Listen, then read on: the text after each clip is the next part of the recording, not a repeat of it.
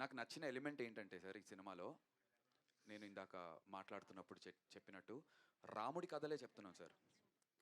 రావణాసురుడి point of వ్యూలో ఏం జరుగుతుంది, ఒక ఒక ఒక క్యారెక్టర్ ఒకలా పర్టికులర్గా బిహేవ్ చేస్తుందంటే నెగిటివ్గా, ఆ క్యారెక్టర్ ఎందుకు అలా బిహేవ్ చేస్తోంది అనేది మనం ఇప్పటి వరకు ఏ సినిమాలో చూపించలేదు, చూపించినా ఫుల్ ఫ్లెడ్జ్డ్గా దాన్ని చూపించలేదు. ఈ సినిమాలో యాంటగనిస్టే ప్రొటాగనిస్ట్ కాదు ఉన్నప్పుడు వాడు అలా బిహేవ్ చేయడానికి గల కారణాలు ఏంటి, వాడి చైల్డ్హుడ్లో వాడికి ఏమైనా ట్రామా ఉందా, వాడికి అయినటువంటి గాయాలు ఏమైనా ఉన్నాయా, why is a person like this behaving in a certain way అనే దానికి ఆయన రాసుకున్నటువంటి బ్యాక్ స్టోరీ, ఇవన్నీ కారణాలు. అండ్ స్పెషల్లీ సార్ నాకు ఈ సినిమాలో కొన్ని ఎపిసోడ్స్ ఉంటాయి. యూజువల్గా మనం అంటే ప్రతి కథని కొత్తగా చెప్పడానికి ట్రై చేస్తాం. కథ ఉంటుంది, దాన్ని కొత్తగా చెప్పే కథ ట్రై చేస్తాం. నాకు తెలిసి ప్రపంచంలో మహాభారతానికి రామాయణానికి మించి కథలు ఉండవు, అందులోంచే రకరకాలని మనం తయారు చేసుకుని స్క్రీన్ ప్లేలు వేస్తాం కదా.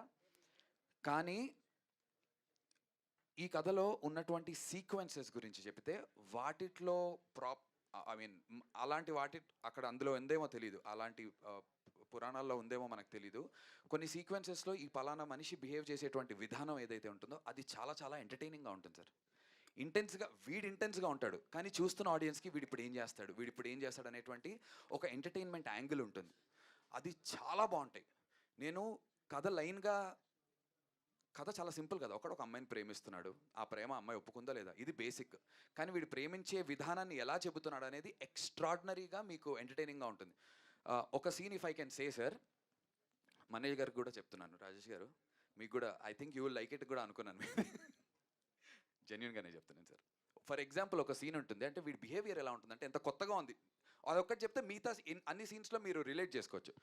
హీరోయిన్కి చేయి కట్టే ఉంటుంది, హీరోకి ఏంటి వీడి ప్రేమ కదా, నన్ను నేహాకి ఏమైంది, హాస్పిటల్లో ఉంటారు, వీడికి లేటర్ తెలుస్తుంది, వీడు వెళ్ళాడు, నన్ను ఏమైందన్న, నేహాకి ఏమైందన్న, ప్లీజ్ నన్ను ఒక్కసారి వెళ్ళి చూస్తానన్న అంటే, రే అమ్మాయి రెస్ట్ తీసుకుంటుందిరా, అమ్మాయిని డిస్టర్బ్ చేయకు అని శివాజీ రాజా అంటారు. లేదు నన్ను ప్లీజ్ నన్ను ఒక్కసారి వెళ్ళి కలుస్తానన్న, ప్లీజ్ నన్ను, రే వద్దని చెప్తున్నా, ప్లీజ్ నన్ను ఒక్కసారి నన్ను నేహాకి బ్లడ్ అంటే నన్ను వద్దని చెప్పాను కదా, రే చెప్పా కదరా వెళ్ళి వస్తానే, వెళ్ళి చూసి వస్తా, మోసుకు కూర్చో అని కట్టు లోపలికి వెళ్ళండి, నేహా నీకు ఏమైంది, నేహా పర్లేదు అని చెప్పి ఇక్కడ ఇందులో నేహా మీద ప్రేమ ఉంది, వీడి సైకాటిక్నెస్ ఉంటుంది. సేమ్ ఇదే వీడు తీసుకెళ్ళి ఆ హీరోయిన్ దగ్గర అప్లై చేస్తాడు. నేహా నీకు ఏమైంది, నీకు ఏం కాలేదు కానీ అంటే భయపడుతూ ఉంటుంది. భయపడక నేను నన్ను చూసి ఎందుకు భయపడుతున్నావు, నీకోసం వచ్చాను అని భయపడుతుంటే, ఎందుకే భయపడుతున్నావు, నేను ప్రేమిస్తున్నాను కదా, భయం ఎందుకే, నీకు చేయగట్టిందని నేను ఎంత ఏడ్చి అనుకుంటూ వీడి ప్రేమ చూపించే విధానం ఏదైతే ఉంటుందో సార్, సాక్షాత్వంగా ఉంటుంది చెప్పాలంటే, పైశాచకత్వం. సో నేను మీకు జస్ట్ బేసిక్ ఒకటి రెండు చెప్పాను సార్. ఆ సీక్వెన్స్ ఒక 10 మినిట్స్ సీక్వెన్స్లో ఉంటాయి, లేదంటే ఒక 7-8 మినిట్స్ ఎపిసోడ్స్లో ఉంటాయి. ఒక చితిమంట ఎపిసోడ్ ఉంటుంది. ఆ ఎపిసోడ్స్ అన్నీ ఇప్పుడు కొంచెం అగ్లీగా ఉంది అనిపించవచ్చు, but when you're watching the film మొదటి 10 నిమిషాల్లో కార్తిక్ అనేవాడు కనెక్ట్ అయిన తర్వాత మీరు సినిమాని ఎంజాయ్ చేస్తారు for the way the scenes are return. నేను కథ అని చెప్పట్లే, మళ్ళీ కథ ఇలా ఉంటుందండి, ఫస్ట్ యాక్ట్ ఇది, సెకండ్ యాక్ట్ ఇది, థర్డ్ యాక్ట్ ఇది, పించ్ పాయింట్ 15 అవన్నీ చెప్పట్లా, సీక్వెన్స్లు అదిరిపోతాయి. ఆన్సర్లు ఎంది అయినందుకు క్షమించండి, బట్ అగ్లీ స్టోరీ ఎందుకు ప్రేక్షకులకి చూడాలనే దానికి దీని ద్వారా నేను చెప్పాలనుకున్నాను. బట్ అంటే ఇప్పుడు మీరు చెప్పారు రాముడు రావణాసురుడు కాన్సెప్ట్, బట్ రావణాసురుడైనా, దుర్యోధనుడైనా, కర్ణుడైనా ఇప్పుడు చెప్తున్న సినిమాలన్నీ కూడా ఎలా ఉంటాయంటే ఫస్ట్ అలాంటి ఒక గ్రే షేడ్స్ చూపించి లాస్ట్లో వాళ్ళకంటే ఒక పాజిటివ్ జస్టిఫికేషన్ ఇచ్చే వస్తున్నాయి ఇప్పుడు సోషలైజ్ చేస్తే. బట్ రావణాసురుడి కిందే చూపిస్తే ఎంతమందికి నచ్చుద్ది అనేది కూడా ఒకటి ఉంటుంది కదా. డెఫినెట్గా ఆ పంచ్ అయితే ఆ రిస్క్ తీసుకున్నామనే చెప్తానన్నా.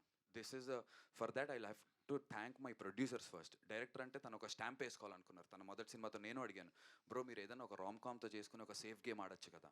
లేదు బ్రో, నాకు నా ఫస్ట్ సినిమాతో వీడొక డిఫరెంట్ థింకర్, వీడొక డిఫరెంట్ మేకర్ అనే ఫీలింగ్ నాకు తీసుకురావాలని ఉందని ఆయన క్లారిటీగా ఉంది.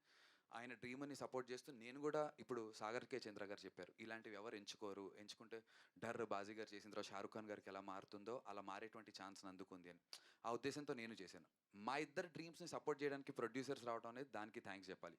So it's a punch we're ready to take if it doesn't land well, but we're very confident it will land because emotions అంత స్ట్రాంగ్గా ఉంటాయి, స్పెషల్లీ అవికా క్యారెక్టర్ వల్ల. డైరెక్టర్ గారు మీరేదో అంటే స్టోరీ పెట్టడానికి అగ్లీ స్టోరీ లాగా పెట్టారు, కానీ మీరు మాట్లాడేదంతా కూడా చాలా బ్యూటిఫుల్గా ఉంది, ఫిల్టర్లెస్గా మాట్లాడుతున్నారు. ఈయన ఏం చేస్తారు అనుకుంటే 5 నిమిషాలకు పంచిస్తున్నారు యాక్చువల్గా. సో మరి అంటే ఇది సమ్మర్ సీజను బేసిక్గా, అందరూ హాలిడేస్. సో ఇలాంటి సీజన్లో జనరల్గా ఏంటంటే ఒక హై ఆక్టైన్ అంటే పెద్ద స్టార్ సినిమాలు గానీ, లేదంటే కూడా కొంచెం ఒక మిడిల్ బడ్జెట్‌లో వచ్చినా కూడా ఏంటంటే ఇంటిల్లిపాది కూర్చొని చూసే అంటే హోల్‌సమ్ ఫ్యామిలీ ఎంటర్‌టైనర్స్ అంటాం కదా! అలాంటి వాటిలకి ఎక్కువ స్పేస్ ఉన్న ఈ టైంలో ఇలాంటి మిడ్ సమ్మర్‌లో మీరు ఇలాంటి సినిమాతో వస్తున్నారు. సో, ఎంతవరకు మొత్తం టోటల్ ఫ్యామిలీ ఆడియన్స్ మొత్తానికి క్యాటర్ అవుద్దనుకుంటున్నారు? ఎలాంటి వాళ్ళు ఈ సినిమాకి రావాలి? మీ ఒక్కసారి before my director says it, Trivikram గారి స్టైల్‌లో చెప్పాలంటే, ఎండాకాలంలో ఐస్ క్రీమ్ ఎవరైనా తింటారు. మిరపకాయ బజ్జీ తినేవాడే రొమాంటిక్ ఫెల్లో. మాకు కావాల్సిన ఆయన అదే ఇది. సార్ యాక్చువల్గా ఇది ప్రివ్యూస్ చేసాం సార్ కొన్ని. ఎక్కువ ఫ్యామిలీ ఆడియన్స్ లేడీస్కి బాగా కనెక్ట్ అయిందన్నమాట సినిమా. అంటే పెయిన్ అనేది లేడీస్ ఎంత ఫీల్ అవుతున్నారు వాళ్ళు, అంటే ఏ ఎమోషన్ ఎక్స్ట్రీమ్స్లో ఉండకూడదు కదా సార్. ఏ ఎమోషన్ కూడా ఎక్స్ట్రీమ్ ఎమోషన్ ఉంటే ఏమవుతుంది అనేది ఈ సినిమా చూసాం అనమాట సార్. ఇది సో ఫ్యామిలీస్కి లేడీస్కి ఐ మీన్ అందరికీ కనెక్ట్ అయ్యే సినిమా అనుకుంటున్నాను అనమాట నేను యాక్చువల్గా. నందు గారు, హాయ్ అండి. Hi sir. ఇందాక బెక్కం గారు అన్నట్టు ఆ టైం పట్టొచ్చు, మంచి పొటెన్షియల్ ఉన్న యాక్టర్ అన్నారు. Sir. సో మీరు ఆ క్యారెక్టర్ చేసిన, లీడ్గా చేసిన ఫుల్ ఎఫర్ట్స్ పెట్టారు ఎప్పటికప్పుడు. లైక్ సైక్ సిద్ధార్థ్కి వచ్చేసరికి అంటే అందరూ మీరు చేసిన గ్రౌండ్ ప్రమోషన్స్కో మేబీ అందరూ ఈ సినిమా బ్రేక్ పాయింట్ అవ్వాలి నందుకి అని గట్టి కోరుకున్నారు. బట్ అది అనుకున్నంత రీచ్ అవ్వలేదు. హోప్ఫుల్లీ ఈ సినిమాతో మంచి సక్సెస్ కొట్టాలి మీరు. Love you sir. Thank you so much for the blessings firstly. Problem ఏంటంటే సార్, మామూలుగా it is not your anyone. మన మైండ్ సెట్ ఎలా అంటే మనం ఒక కంపారిజన్ చేస్తాం. అంటే మీరు అనుకున్నంత సక్సెస్ అయ్యి ఉండకపోవచ్చు సైక్ సిద్ధార్థ్ పర్టికులర్గా. చాలామంది అనుకుని ఉండరు దీన్ని ఒకలాగా. వాళ్ళ ఎక్స్పెక్టేషన్స్ ఉన్నాయి.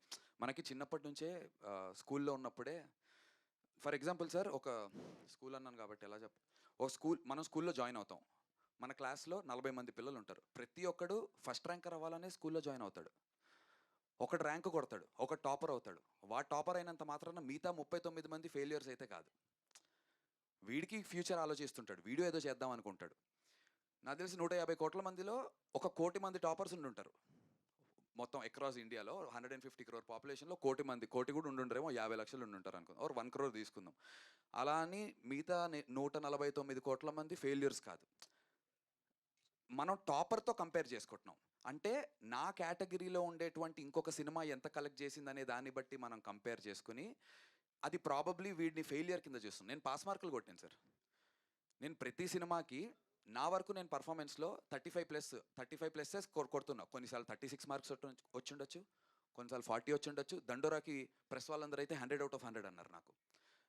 కొంతమందికి అది ఒక 80 అనిపించుండొచ్చు. కొన్నిసార్లు డిస్టింక్షన్లో మార్కులు వస్తున్నాయి, కొన్నిసార్లు 36, 35 పడుతున్నాయి. కానీ ఏ రోజు యాజ్ అన్ యాక్టర్గా, యాజ్ అ పర్ఫార్మర్గా నేను ఫెయిల్ అవ్వలేదు సార్. సైక్ సిద్ధార్థ్ అప్పుడు కూడా ఒకటే చెప్పాను సార్, వీడు ఓడిపోయాడు అనే దానికన్నా వీడు ప్రయత్నిస్తూనే ఉన్నాడు రా, వీడు ఓడిపోయాడు. అదే కదండి మేము చెప్పేది. అంతే సార్, అదే అందరూ అదే అంటున్నారు. అదే సార్, వీడు ప్రయత్నిస్తూనే ఉన్నాడు రా అనేటువంటి ట్యాగ్తో నాకు నా ఎండ్ కార్డు పడేంత వరకు నేనైతే ప్రయత్నం చేస్తూనే మీరు ఉంటాను. అన్నట్టు పాస్ మార్కులు కదా సార్, డిస్టెన్షన్ కొట్టాలి పోనీ. డిస్టింక్షన్ కొట్టాలి sir. Thank you All for the the best. Blessings. ఆ ప్రయత్నంలోనే ఏమవుతుందంటే సార్, కంపారిజన్ వచ్చేసి మనం ఫస్ట్ ర్యాంకర్లతో పోటీ పడుతున్నాము, which is very obvious. That is how we're has humans. First rank ఎప్పుడు కొట్టాలి వీడు అని అందరు మీరు బ్లెస్ చేస్తున్నారు. అది చాలా అరుదుగా అందరికీ ఉంటుంది. అరే వీడు బాగా చదువుతాడు రా, కానీ ర్యాంక్ ఎందుకు రావట్లేదు అంటున్నారు మీరందరూ. ఇప్పుడు ర్యాంక్ రావాలి అంటే దానికి చాలా ఉన్నాయి. స్పెషల్లీ మన ఇండస్ట్రీలో అంటూ ఉంటారుగా, కర్ణుడి చావుకి 1,00,00,000 కారణాలు అని చెప్పి. ఒక కారణం మాత్రమే నేను సార్, మిగతా 99,99,99 కారణాలు రకరకాలు ఉంటాయి. But sir, I will never give up sir. All the best అండి. Why not Nandu, one day sir, పక్కా, ఐ ప్రామిస్. ప్రణవ్ గారు.